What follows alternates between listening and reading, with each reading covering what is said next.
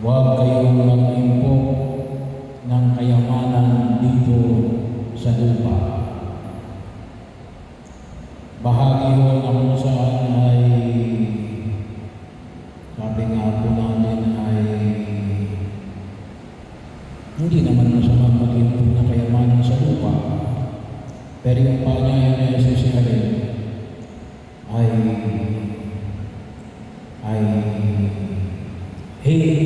sabi nga natin ay mas tumingin sa mas mataas na kayamanan, makalangit na kayamanan. Bahagi ho. Kaya maaaring pag-nilirayan natin ano ba ang kayamanan na iniimpok natin sa daigdig na ito. Ito ba yung kayamanan panglupa o kayamanan panlangit?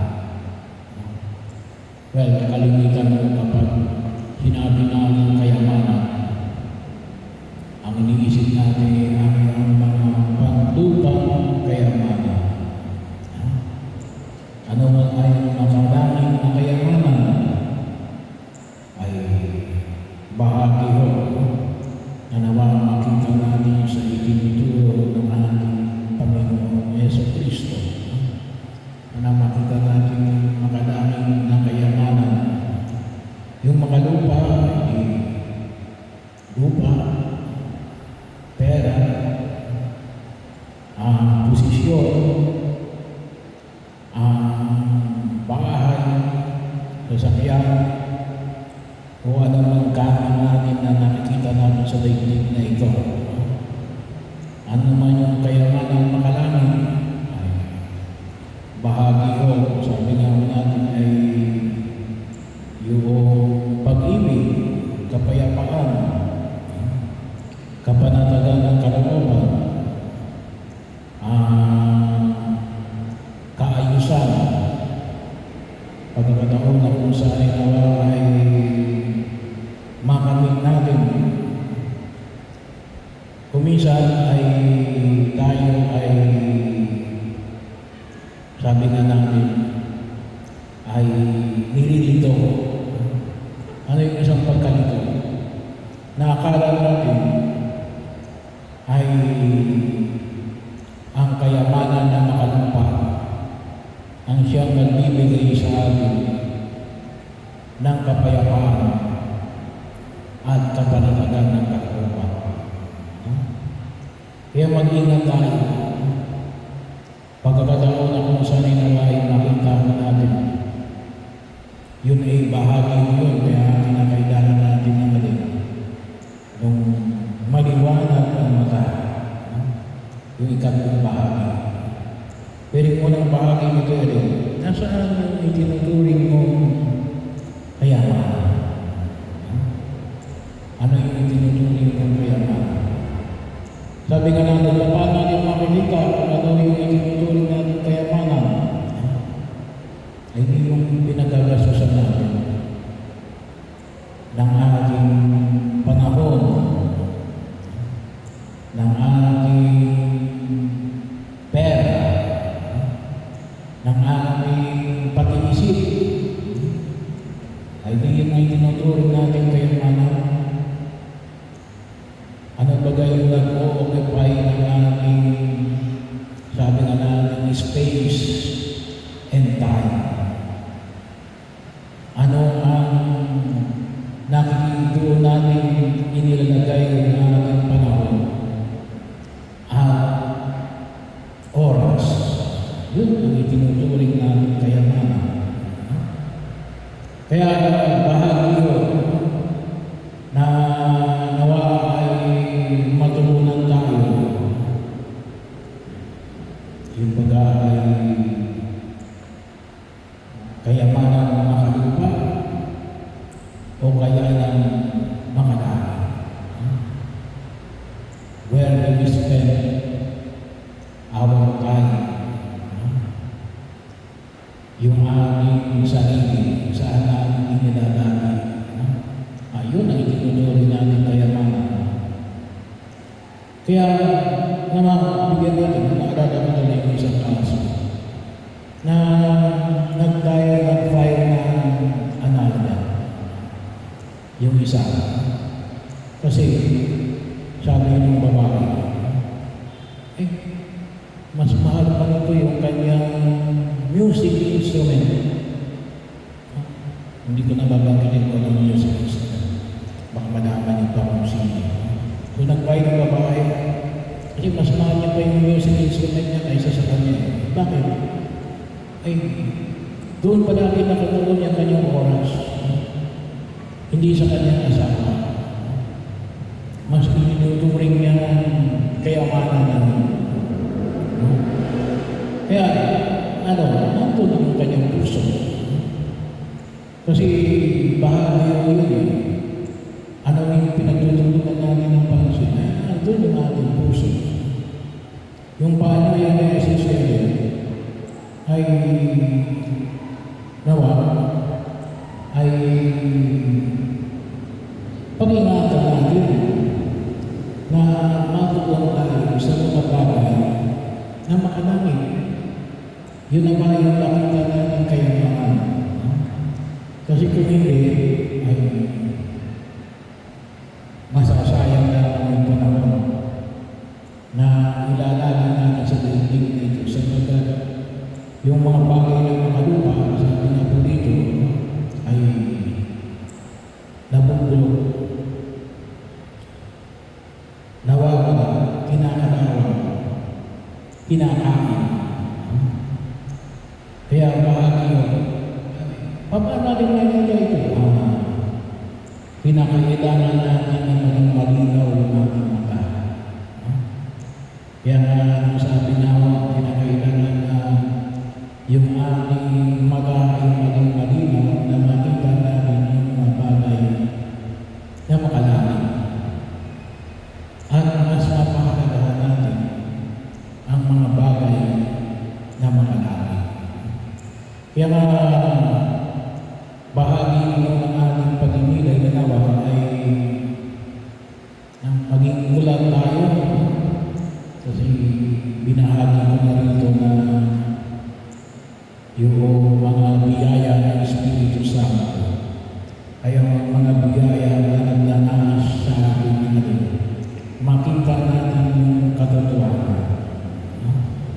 Makikita natin yung katotohanan. At yung katotohanan nawa magturo sa atin upang higit natin magamit ito para ang naipo natin ay ang mga bagay na makalangit. Nabanggit ko na sa iyo yung apat na biyaya ng Espiritu Santo. Sabihan natin ang katutulong para makita natin yung katotohanan na ito ay yung kaalaman, yung karunungan, yung pagkaunawa, at saka yung tamang papapasya.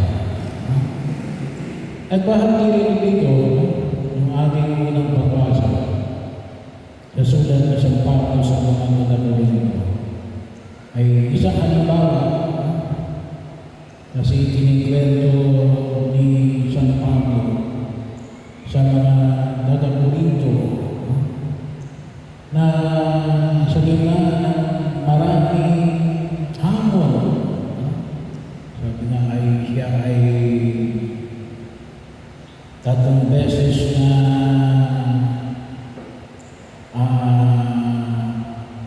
nasira ang kanyang sasakyan.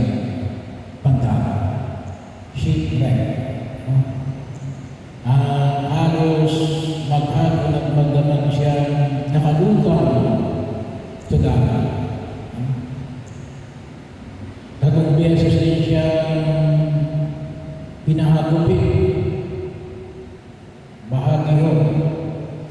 Makikita ko natin dito na ipinanganik niya. Siya ay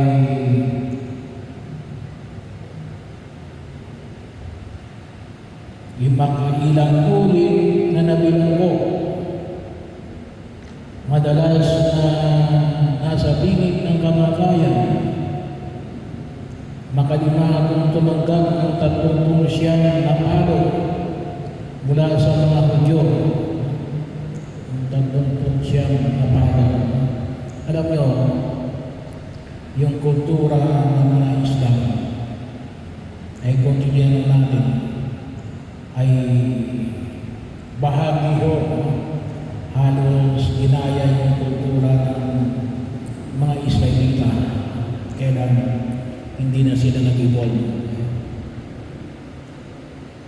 3 ulit kung naranasan na lupitin ng mga Romano, tumanggap ng 30 na palo mula sa mga Hudyo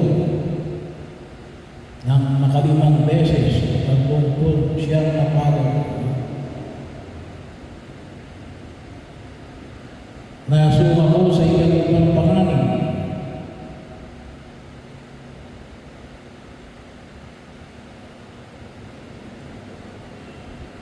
Sa ilang dagat, sa mga pagtutuwaring kapatid, ay na sa panganin, akala mo kaibigan, ipagkakanulo ka pala. So, hindi lang si Jesus ang nahunas, isang Pablo rin. Pero anong bahagi mo na lahat ng ito ay napaglabanan niya, na bahagi ng kung saan nakita natin ay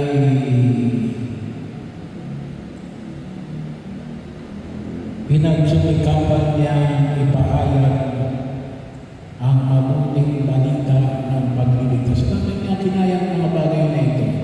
Kasi nga, ay nakita niya yung kayamanan ng makalaan.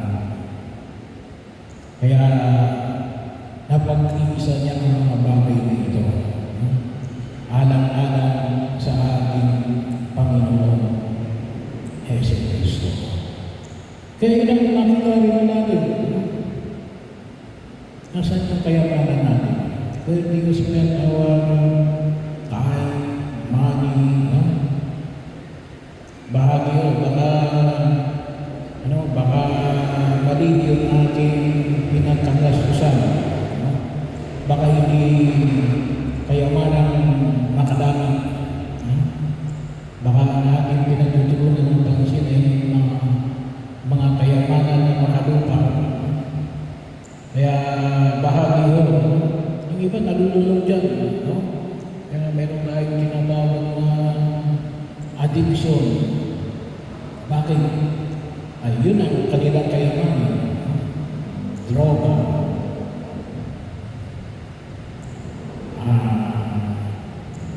Yung kung tawagin natin ay gambling, no? Babae, alak, bahagi ng kung saan yung nakita natin. Kaya tanong natin, saan yung natin kayamanan? Kapag doon din makikita yung ating puso. Kaya pagkakataon na kung saan ay nawa, ay tingnan natin, baka sabi nga ni Jesus, ay kinakailangan namin na mayroong maliwanag ng mga mata. Kasi baka mamaya ay akala natin yung kayamanan. Ano sabi ni Jesus? Dapat titingnan natin yung kayamanan ng makalupa. Baka ano sabi ni Jesus? Napakadilim noon. Kasi yung mga tingin yung tinititigan natin. Kaya nawa, huwag mawala ang ating focus sa ating pananalig sa ating Panginoon sa Kristo. At bilingin natin na iwanagan tayo. Kaya napakahalaga nyo yung mga biyaya ng Espiritu Santo na kabayang tayo na makita ang mga kayamanan na makalala. At hindi lang mo yun, tayo may edad na. Sabi nga